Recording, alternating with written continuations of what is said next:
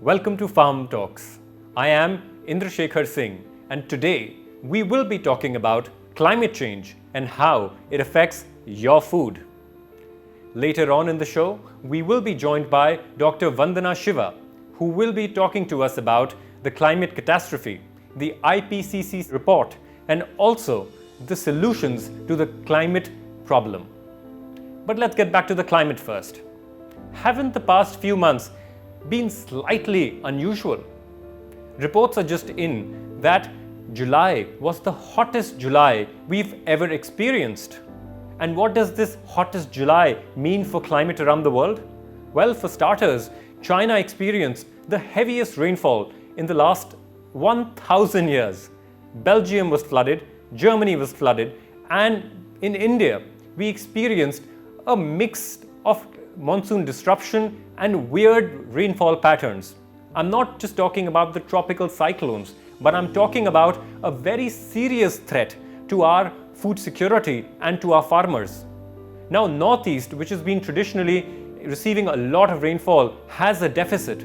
North India has also a rainfall deficit, whereas South India, we see excessive rainfall, which is damaging crops, whether they be in Maharashtra and all other places. And how does this all link to the food system? Well, simple. In India, 51% of agriculture happens due to the rain. In fact, 51% of our agriculture is rain-fed. Now, for you and me, it may just be a statistic, but the farmer who's in North India, who's in Northeast, for them, it means catastrophe. And that catastrophe translates into higher prices and food security for all of us. Now, is this something new? Or has this been happening for a long time? Another report, this is a UN body, which brought out a report. It's called the Inter-Governmental Panel on Climate Change. And they have said that India is going to experience weird climate from now on. They have highlighted that India will have rising temperatures, India will have droughts, India will have excessive rainfalls, and for every 1 degree that rises, India will see 5% more rainfall. This will spell doom for Indian farmers and our food security. Let me break it down for you.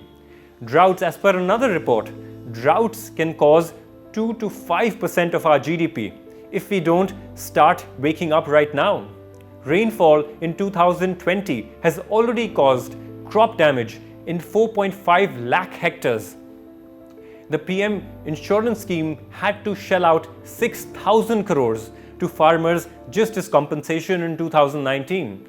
So it's not just a 1 year effect. We're seeing disrupted patterns of rainfall year after year. And mind you, just marry that to landslides, forest fires. The climate problem in India, and especially for Indian agriculture, is about to explode.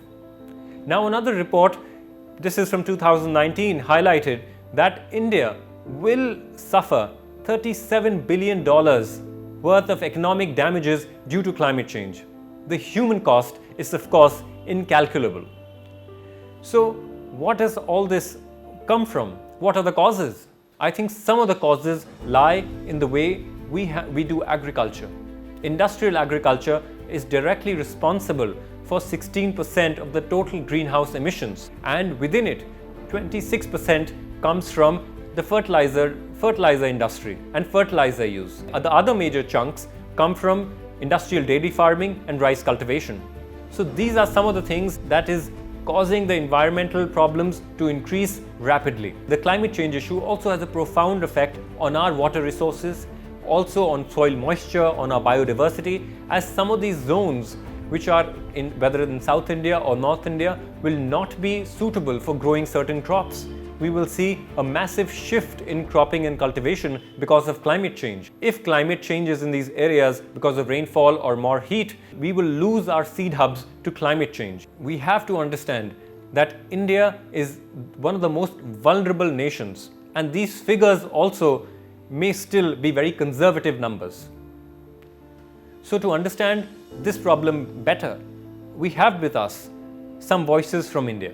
Climate change is everywhere. It is having a substantial impact on our life, on our livelihoods, on our demographics. In fact, when I delved a little deeper into it, I found out that more than 10 lakh people have fled our area in the last 20 years, mostly owing to climate change and its impact, because there was a long drought for 10 years. Then there was flood for 2 years. Now we had good rains for some years, and this year, if you see, there were almost a flood-like situation in June, and it hasn't rained for 2 long months. So the idea is that these 10 lakh people are no one would call them climate refugees, because that term hasn't come into our vocabulary and our understanding, but in fact they are climate refugees and the situation is dire. Climate change is no more a theoretical discussion. The farmers in South India have been witnessing the change in the climate and its impact on agriculture and their livelihoods over the last several decades. In the last 10 years, more than 7 years were drought in Andhra Pradesh and Telangana. And along with the droughts, we have also seen floods. So floods and droughts are occurring together, and crop losses have become very, very common, and the risk of crop failure has increased with this change in the climate. And the data which is released by the IMD also shows that the chances of crop failures because of the prolonged dry spells is very high in both Andhra Pradesh and Telangana. Having said that, the agricultural models which have been promoted in these states are not based on the reality of the changing climate. So for example, in Telangana, in the last 7 years, the new government, after coming to power in 2014, started building new dams and also promoting crops like paddy and cotton. So large part of the cropping area in Telangana today occupied by paddy and cotton, which are more water guzzling crops. And today if you look at paddy, the area under paddy has increased significantly.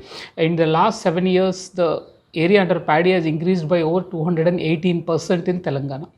And Telangana has become number 2 state in Kharif paddy growing area, and then in Rabi it is the number 1 state in the country.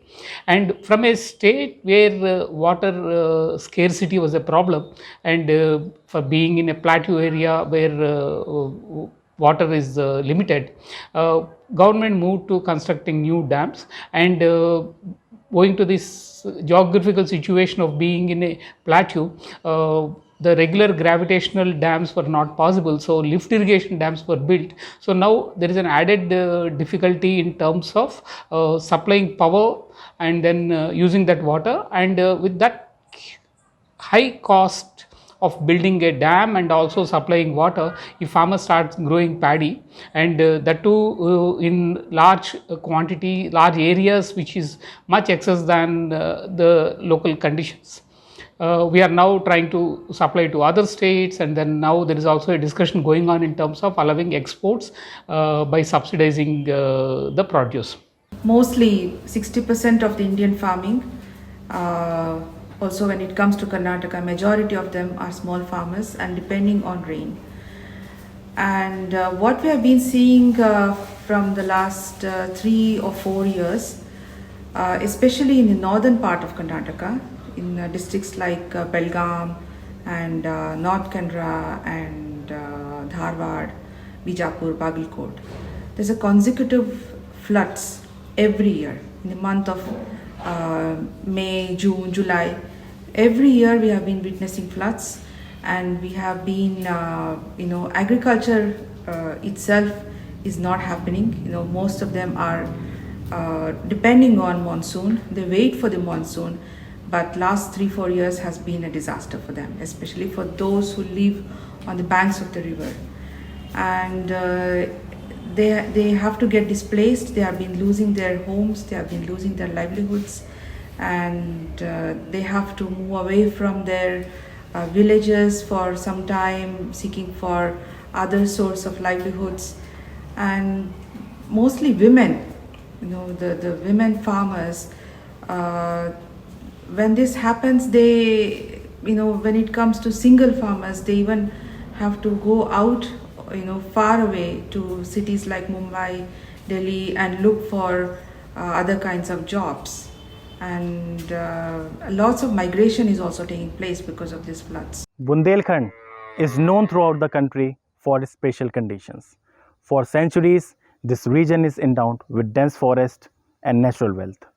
But for the last 4 decades, this area is going through a period of unfavorable weather conditions, due to which the situation of drought and flood is increasing continuously.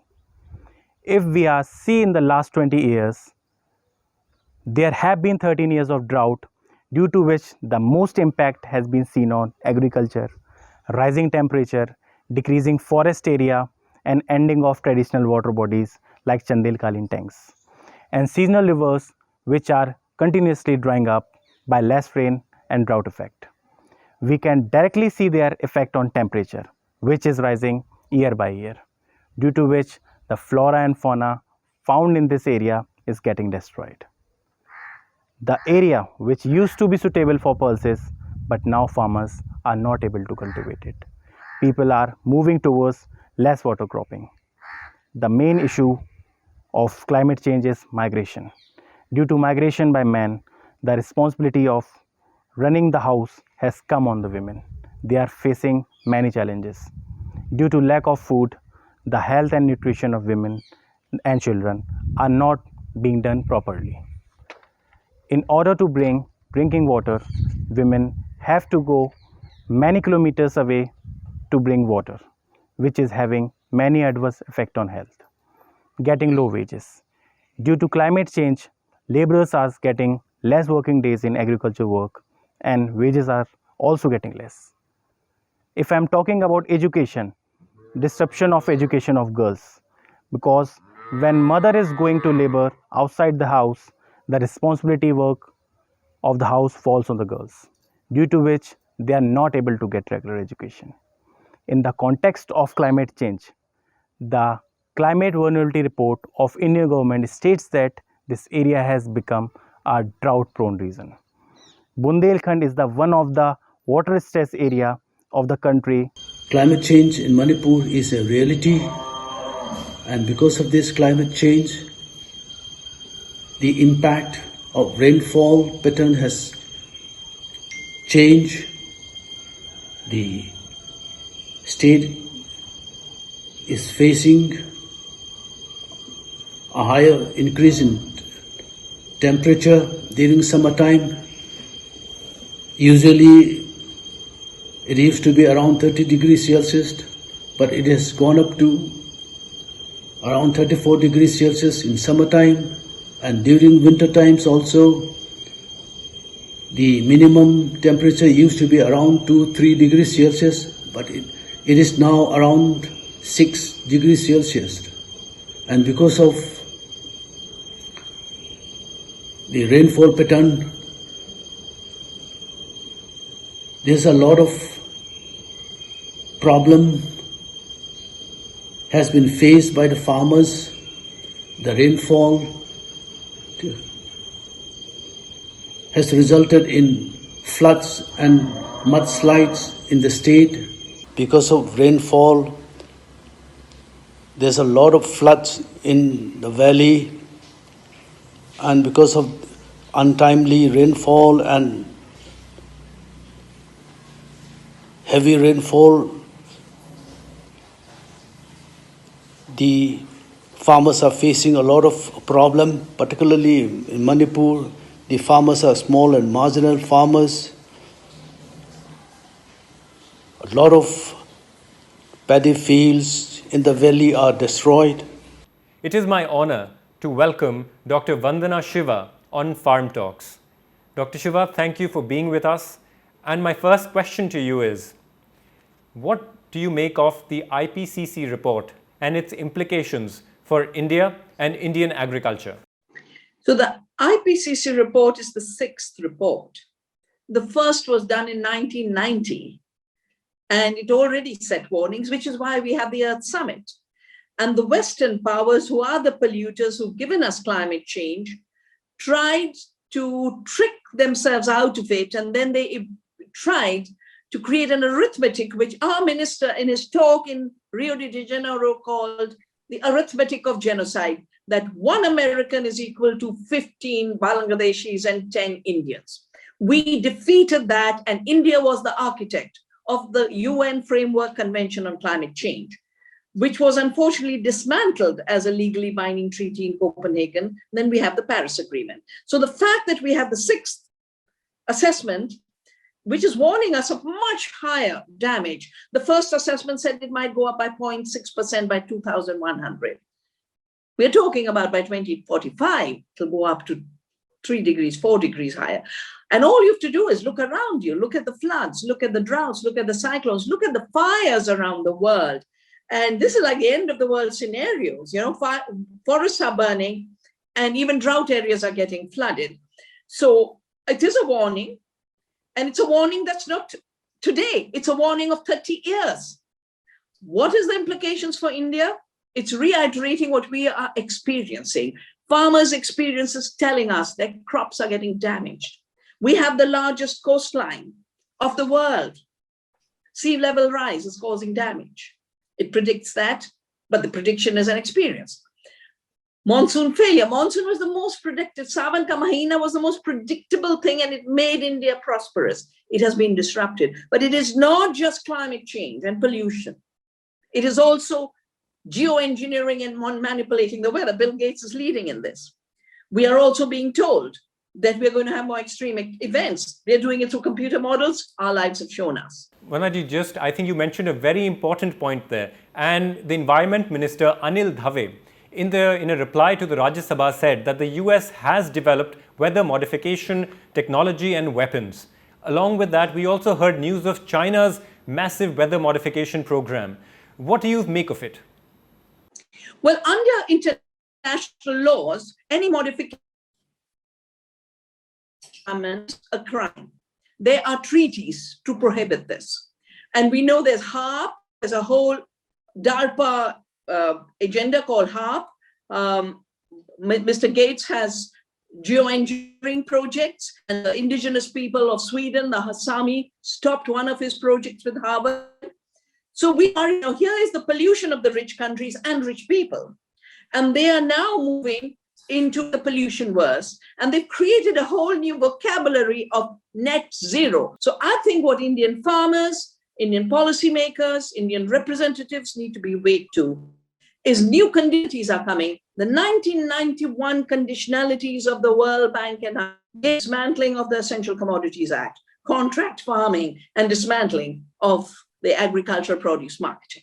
All the laws that people call now laws of today are laws of 1991. We mustn't forget that.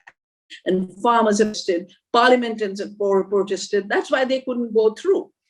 Today, we are suffering not just the implications of 200 years of the rich countries having polluted the atmosphere, but we are now suffering a new agenda of using as conditionalities over our lives. And this is the new trick. It's all in my book, Oneness versus 1%, for anyone who wants to read more. I wrote it when I watched Bill Gates instructing governments what they should do at the Paris Treaty. So now if we understand the weaponization of weather and the corporatization of agriculture, when we combine both of them, what do they mean for biodiversity and seeds in India? So there are three things we need to do. We need to prevent the hijack of the UN system, because internationally it's the only protective layer of public governance. Right now we're going through agreements between the World Economic Forum and the UN system. They've hijacked the World Food Summit, they're hijacking the Climate Treaty, they've hijacked the Convention on Biological Diversity, and they have brought back the arithmetic of genocide, of our lives are less than their lives. And therefore we should pay more with our lives, because in financial terms, we are not worth nothing. So we have to be strong, and we have to strengthen the UN, prevent its privatization by the Gates, by the buyers, by the US government. The second thing we must do is do the practices that Navdanya has practiced and promoted over the last 36 years. We have to spread and save the seeds of climate resilience. That's what we've done in our seed banks. And our farmers can survive a cyclone, survive a drought, survive a flood, because they bred the seeds. And we did a seed satyagraha and said, we will not give up our seeds. And Mr. Gates, we will not allow you to pirate our seeds and patent them and pretend you are the inventor. You are not an inventor. You're a pirate of software. You're a pirate of seeds. Second, all our research is showing that if there's organic matter in the soil, then we actually are able to deal with both floods and droughts. Urea is one of the biggest polluters and cause of climate change. It emits a nitrous oxide, which is 300 times more damaging to the atmosphere in terms of changing the climate. 50%, as my book Soil Not Oil has shown, 50% of the climate pollution comes from an industrial agriculture based on chemicals, which are made of fossil fuels. So for the farmers to have resilience, they need to get off this track that makes them more vulnerable. Climate change should now be seen in the context of the costs we bear. Therefore, it must be also seen as a climate justice issue, and it must be joined with all the other aspects. You know, when we're talking of minimum support price, that's good, but we must join with it the invisible costs Indian farmers are bearing because of carrying the burden of climate change. And they must do the calculation. It's important that they say, and it cannot be left to private insurance companies. Private insurance companies will rob them of what little they have.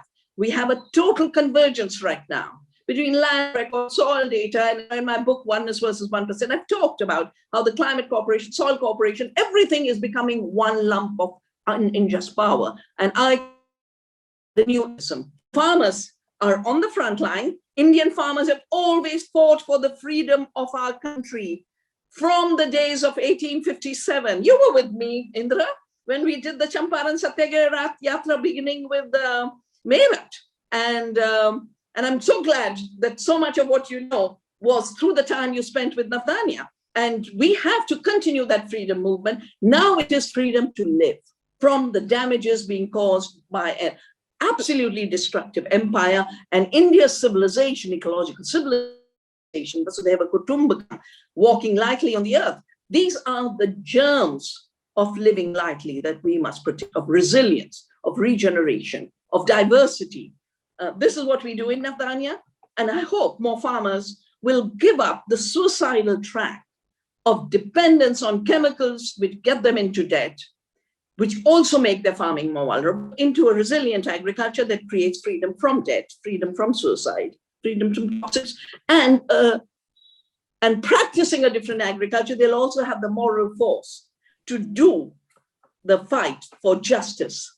I wanted to also draw your attention towards the concept of eco-refugees and what happens to women when they are faced in agrarian communities with climate change. Well, actually, all crises today are rooted in ecological crisis, and all refugees today are ecological refugees. And women and children have always borne the worst burden. And instead of women and children first, women and children last. So the earth and women bear the worst burden. So if you want to see what is the cost of anything, what's the cost of climate change, look at women and listen to them. That's what we do in Navdanya. Okay.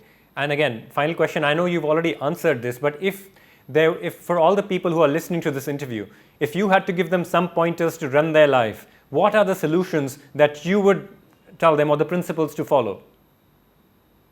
Well, if you're a farmer, reclaim your seed swaraj and seed sovereignty. And we are here to make sure that this country does not lose its climate resilient seeds. Make sure you give up chemical farming that makes you vulnerable. Your crop, I watch this. A drought comes, chemical crops fail, the organic crops survive. A flood comes, the chemical crops fail, the organic crops survive. So make your true insurance as an ecological insurance. If you're an eater, connect. If you want to solve climate change, eat in a way that farmers who are practicing a climate resilient agriculture are supported. Make your eating the bridge to resilient. If you liked our conversation with Dr. Shiva and you want more of these to happen, don't forget to comment on our YouTube channel and also tag Farm Talks on our Wires Twitter handle and let us know the topics that you want to discuss. Thank you. To receive instant updates on all videos from The Wire, click the subscribe button and hit the bell icon. Pay to support independent journalism. Click the link in the description and choose the amount you want to pay.